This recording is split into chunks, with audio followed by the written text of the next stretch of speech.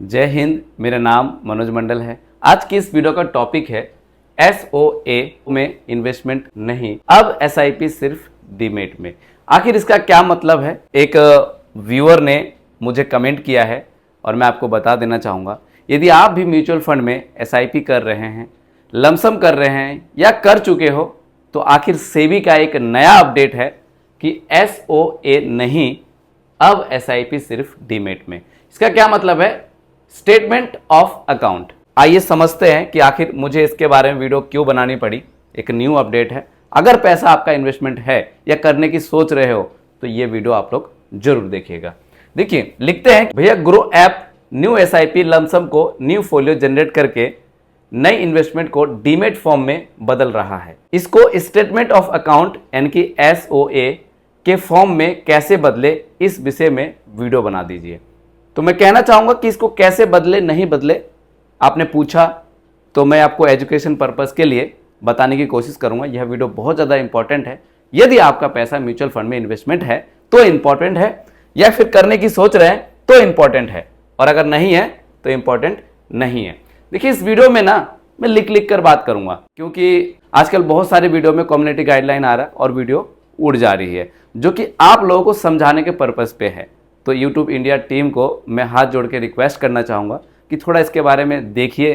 AI के जरिए बहुत सारी वीडियो लोगों के डिलीट हो चुके हैं, लाखों चैनल भी डिलीट हो चुके हैं। तो आपसे रिक्वेस्ट है, थोड़ा सा इसके बारे में भी जांच पड़ताल करें। और यदि आप लोग इसके बारे में जानना चाहते हैं कि आखिर ये क्या है, तो एक मेरा और एक चैनल है, इसको भी आप फॉलो कर सकते हैं। मैं आपको दिखा देता हूँ उसका इंटरफेस कैसा है। तो इस जगह से मेरा इस चैनल का इंटरफेस देख सकते हैं, मनोज मंडल MF के नाम से है। ये सब्सक्राइबर कुछ इतना हो चुका है इसमें, तो ये सब आप देख सकते हैं। और इस चैनल पे भी आप वीडियो देख सकते हैं और उस पे जाकर भी आप देख सकते हैं। तो चलिए वीडियो को शुरू करते हैं, लेकिन उससे पहले आपसे छोटी सी रिक्वेस्ट है कि इस वीडियो को आप पहली बार देख रहे हैं तो वीडियो को लाइक कर दीजिएगा और चैनल को सब्सक्राइब भी कर दीजिएगा। यहाँ पे लिखा हुआ है कि डीमेट और SOA ये क्या होते हैं, इसको समझेंगे। तो ध्यान से सुनिएगा कि यहाँ पे कुछ पॉइंट्स है, और यहाँ पे डीमेट फॉर्म और यहाँ पे SOA फॉर्म यानी कि स्टेटमेंट ऑफ अकाउंट, जिसको हम नॉन डीमेट बोलते हैं। एक आपका डीमेट है और दूसरा है आपका नॉन डीमेट। चलिए इसको समझना चालू करते हैं। मैं फिर से कह रहा हूं, एजुकेशन पर्पस के लिए है, तो इसलिए वीडियो को ध्यानपूर्वक कॉपी और पेन लेकर बैठिए, और कोई भी पॉइंट अगर मिस हो जाए तो आप उसको लिख सकते हैं।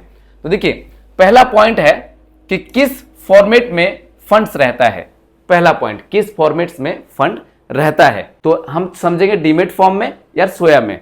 तो यहां पे आप देख सकते हैं कि अगर डीमेट में बदलने की बात आती है तो आपका डीमेट अकाउंट जो है NSDL और CDSL यानी कि इस दोनों फॉर्म में रहता है, यदि आपका पैसा डीमेट में आ जाता है।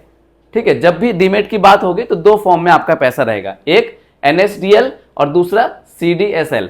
ठीक है, और अगर इसमें बात करें स्टेटमेंट ऑफ अकाउंट की, तो जिसमें नॉन डीमेट अकाउंट होता है, तो उसको किस फॉर्म में रहता है, तो आप यहां पे देख सकते हैं AMC यानी कि एसेट मैनेजमेंट कंपनी के पास रहता है। तो आपने अक्सर देखा होगा कि जब भी आप स्टॉक को बाय करते हो तो आपका डीमेट फॉर्म में रहता है, लेकिन अभी 2025 से पहले, जैसे 24 में, 23 में, 20 में आप म्यूचुअल फंड में पैसा इन्वेस्ट करते थे या करते हो, तो आपका जो है किस फॉर्म में रहता है, यानी कि AMC में। तो एसेट मैनेजमेंट कंपनी जो है आपका म्यूचुअल फंड का पैसा वो मैनेज करती है। तो ये आपने समझ लिया। जहां पे नॉन डीमेट की बात आएगी वहां पे क्या होगा, AMC के पास पैसा रहता है, वही देखरेख करती है। सेकंड पॉइंट जो है वो है स्टेटमेंट कौन देता है, यानी कि जो स्टेटमेंट है वो कौन देगा। जैसे आपने कोई भी पैसा इन्वेस्टमेंट किया तो उसका स्टेटमेंट कौन देगा। तो देखिए, अगर आपकी डीपी मीन्स जैसे कि जरोधा, ग्रो ऐप या फिर कोई भी मार्केट में ऐप हो सकती है, लेकिन मैं एक बात बता देना चाहूंगा कि यहाँ पे जो भी आप ऐप का नाम सुन रहे हैं, जैसे जरोधा, ग्रो, ETC, कुछ भी आप सुनेंगे, कोई भी स्पॉन्सर नहीं है, सिर्फ एजुकेशन पर्पस के लिए है।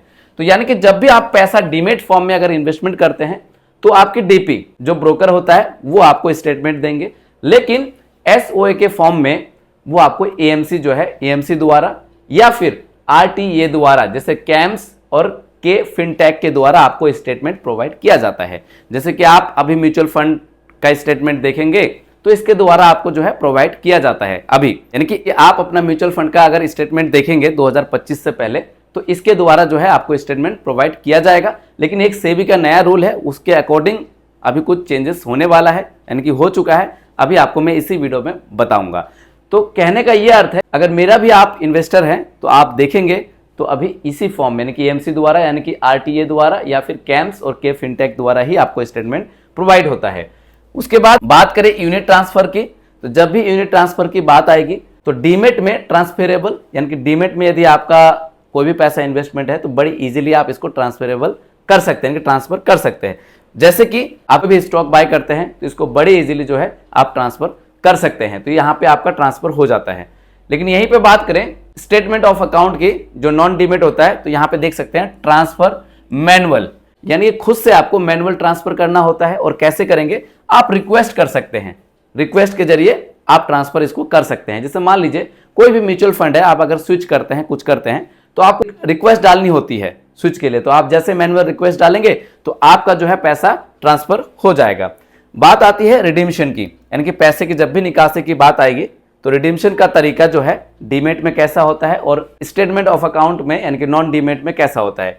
तो आप यहां पे देख सकते हैं, जब भी बात आती है डीमेट अकाउंट की, तो डीमेट अकाउंट से बेच सकते हैं आप बड़े इजीली, यानी कि रिडीम की अगर बात है, पैसा अगर निकालेंगे तो डीमेट अकाउंट से कोई भी स्टॉक आप बेच के डायरेक्ट जो है आपके बैंक अकाउंट में पैसा आ जाता है। और कुछ पैसा जो है, जैसे 80% पैसा बैंक अकाउंट में आ जाएगा और 20% पैसा जो है कुछ टाइम के बाद ही आपके अकाउंट में आ जाता है।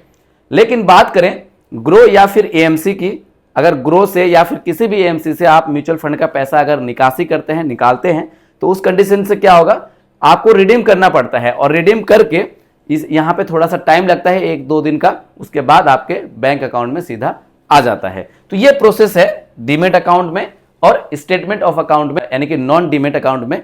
तो ये दोनों का डिफरेंट आपको यहां से समझ में आ गया।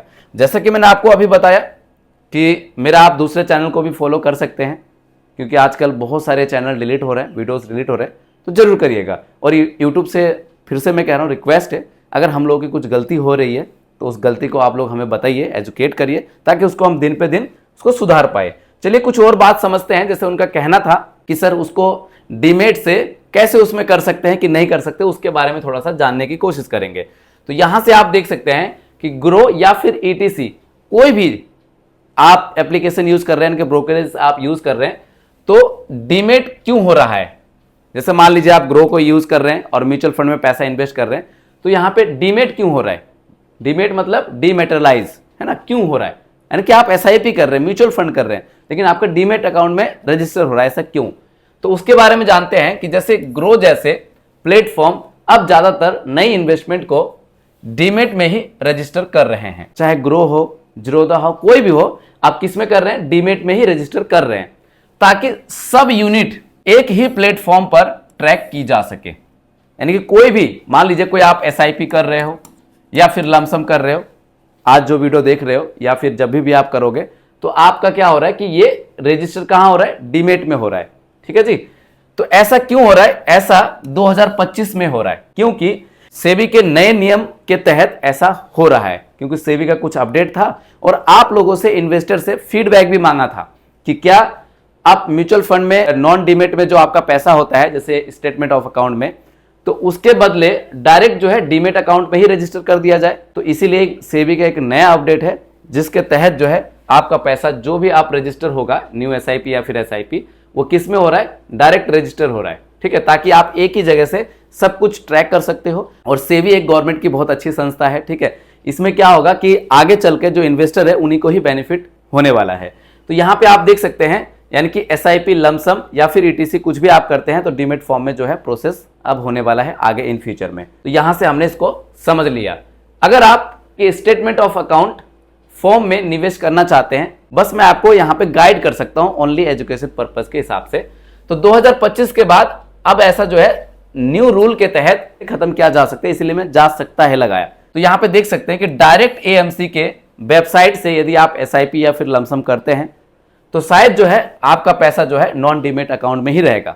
तो यह एक प्रोसेस था। दूसरा प्रोसेस एम्स और के फिनटेक से अगर कांटेक्ट करके या रिक्वेस्ट करके अगर आप करते हैं तो उसके जरिए भी आप कर सकते हैं। फॉर एग्जांपल, अगर मान लीजिए कोई भी XYZ म्यूचुअल फंड को आप परचेज करते हैं, यानी कि एसआईपी करते हैं या फिर लमसम के जरिए पैसे को इन्वेस्ट करते हैं, ठीक है, तो अगर आपके पास ग्रो है, जीरोधा है, एंजल वन है, कोई भी है, तो अब जो सेबी का नए अपडेट के साथ नया जो नियम है उसके साथ जो है आपका डायरेक्ट डीमेट अकाउंट में ही रजिस्टर होगा। लेकिन अगर आप फिर भी चाहते हैं तो अगर एएमसी के वेबसाइट से डायरेक्ट एसआईपी करते हैं, म्यूचुअल फंड करते हैं, तो फिर प्रोसेस जो है आपका चेंज हो सकता है। तो ये जो है एजुकेशन पर्पस के लिए था, आप अच्छे से समझ गए होंगे। अब कुछ कमेंट्स की बात कर लेते हैं। यदि आपके मन में भी कोई सवाल हो तो आप पूछ सकते हैं। देखिए, तो पहला कमेंट है, इन्होंने किसी ऐप का नाम लिया था, मैंने यहाँ पे हाइड कर दिया है, कि सर एसआईपी कर रहा हूं, एक्सेस स्मॉल कैप 5,000 रुपए लॉन्ग टर्म के लिए, डीएसपी फ्लेक्सी कैप 7,000 रुपए लंबे समय के लिए, निप्पॉन इंडिया लार्ज कैप 3,000 रुपए,